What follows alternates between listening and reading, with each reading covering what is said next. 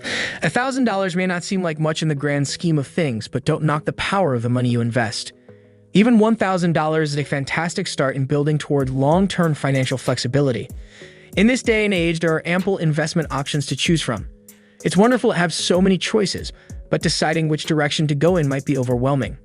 Hey there, welcome to the Daytime Dollar, where we talk about financial strategies and how small changes can make big improvements. Today, we are talking about 8 methods to invest your $1,000 wisely. So let's get into it. Number 1. Invest in stocks. If you want more control over your investments and which businesses you own, consider purchasing individual stocks. Even with $1,000, it's possible to build a well-rounded portfolio of starter stocks. Many brokerages even allow investors to purchase fractional shares of those stocks with high share price tags. But remember, stocks represent an ownership stake in a business. Few start a new venture with the intent of staying in business for just a short time. Owning stocks works best in much the same way. Owning a piece of a quality business becomes increasingly powerful the longer one sticks with it. So if you go this route, it's important to do some homework and make a purchase with the intent of holding the stock for at least a few years, if not indefinitely. Number 2, open a taxable brokerage account. Opening a taxable investment account is another solid option. Think of this like a savings account, since any realized earnings and interest will be taxable each year. However, the potential upside is higher than with a savings account. Granted, all investing involves risk, and there's no guarantee you won't lose your $1,000 in this process. However, there are plenty of options available in brokerage accounts to help mitigate the turbulence that comes with investing. Also, remember that depositing $1,000 should only be the start. Investing works best if you make regular deposits. The more frequent, the better. Once you establish a brokerage account, consider setting up a recurring deposit to continue building toward your financial goals.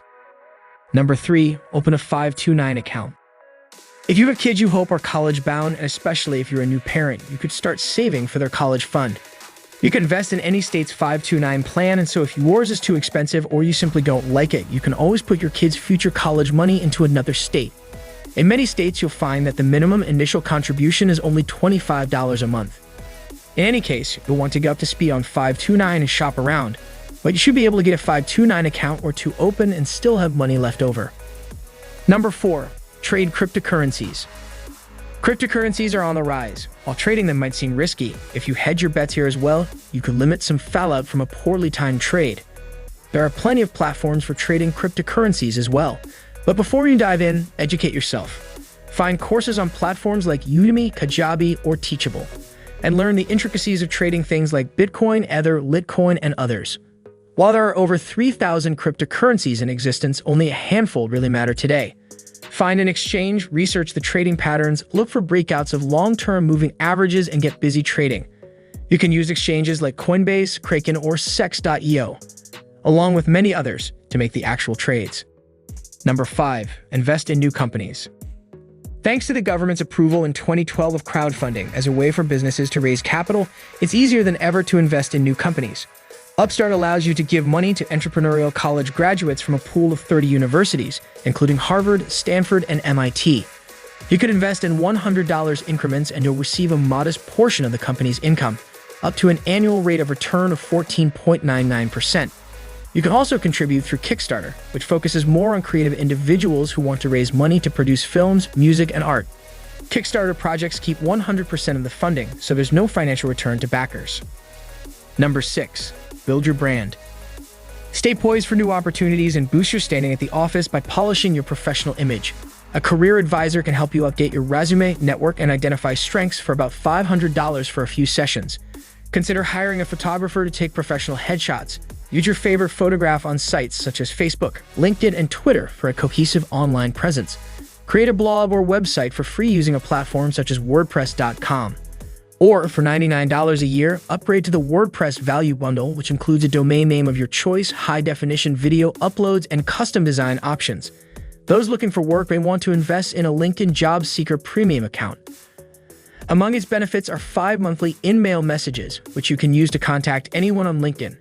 Need business cards? Design a card at a site such as Vistaprint.com, where you'll pay $15 for 500 premium matte cards. Number 7. Start a Roth IRA.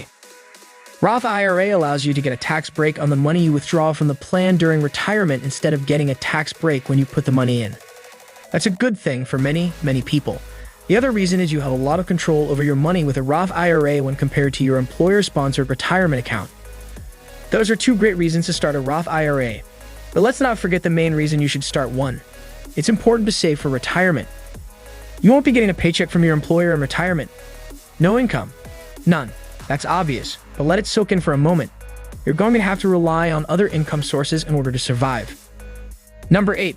Consider exchange-traded funds. If you've opened an IRA, you will now likely face a slew of investment choices. While many mutual funds and index funds require minimum investments of more than $1,000, ETFs are a good alternative. All funds charge an expense ratio, a percentage of your investment that goes toward the fund's operating expenses, and ETFs are on the low end of the cost spectrum.